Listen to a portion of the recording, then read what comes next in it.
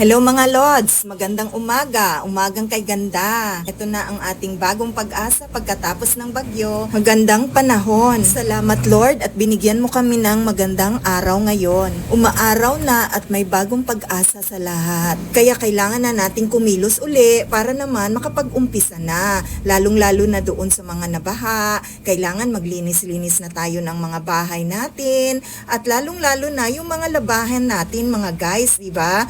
Tambak na. Nako, talaga naman. Ang dami nating kailangan gawin ngayon. At lumabas na yung araw, kailangan na nating magsampay para matuyo kaagad ang ating mga labahin. And despite of the bad weather, the Typhoon Karina, and the bad calamities that came our way, wag nating kalimutang magpasalamat pa rin sa ating Panginoon. Tuloy lang ang buhay natin guys at wag mawalan ng pag-asa dahil araw-araw talaga kaakibat na natin ang problema. And that's all for today guys. God bless everyone.